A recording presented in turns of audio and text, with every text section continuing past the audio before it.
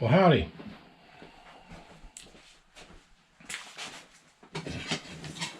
I'm Gray Pilgrim.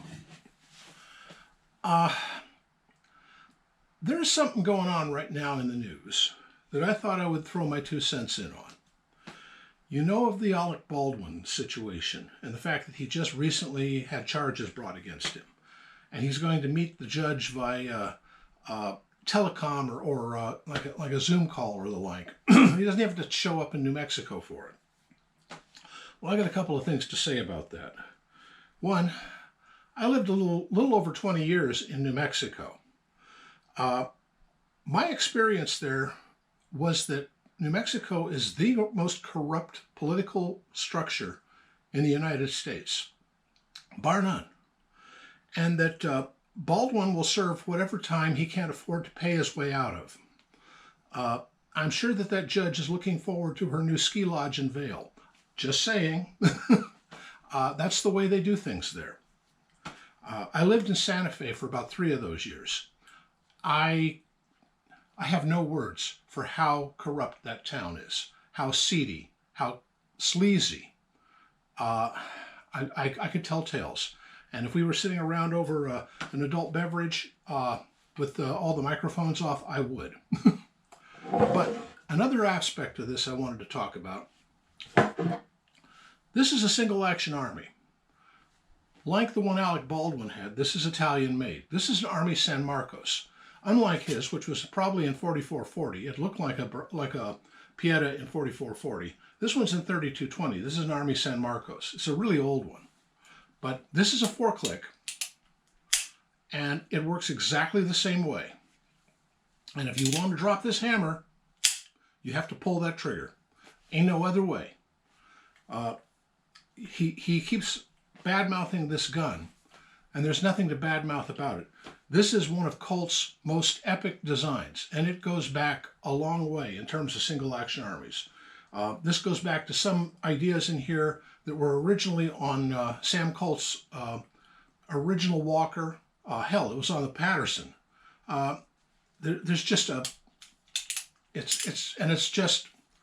it's beautiful. The way these things work is absolutely beautiful. If you understand anything about firearms and how they work, this is a beautiful gun. This one I picked up, well, it was not cheap, but if you want an original single action army Colt, it will cost a bloody fortune these days. I'm not going to go into the aspects of how he did it or how he didn't do it or what's going on with this, but I will say one thing. There is a channel out there called 11 Bang Bang, and a fellow on it named Garrett Woods is by far more of an expert on these than I am. He's read all the books on it. Well, I've read most of them myself. The Colt Revolver, I've got 2 different editions of that. There's another one here, Colt Model 1860. Heck, this is on the original Colt, I think the Jarvis it's called. I know a little bit of, I'm not exactly dumb on the subject of guns. If you've seen my channel for a while, you know I have a little bit of knowledge on it. I know a lot about these, but Garrett knows more. And frankly, he's a better shot than me, though he's left-handed. I've noticed that. Ian McCollum and Garrett Woods. What is this about left-handed guys and the facts that they're absolute gun nerds? No fair. Anyway, I just wanted to say, I think that New Mexico is showing its flying colors right now. I just know that back then, when I lived there, and that was 30 years ago, if you wanted to have your driveway paved, well, donate to the road commissioner. That was the way it worked. That is literally the way it worked.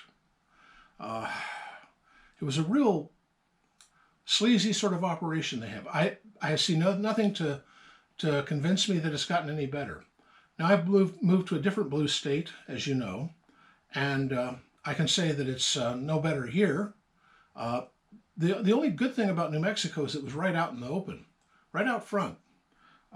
Read some of the history of the Santa Fe Ring, the story of Billy the Kid, what was going on down in Lincoln County back in the 19th century. Nothing's changed much since then. Still the same arid land. It's still the same Pueblo tribes on the Pueblos there, the Jicarilla and the Mescalero down south, the Navajo out west. It's the same. Taos up north. it's the same thing going on.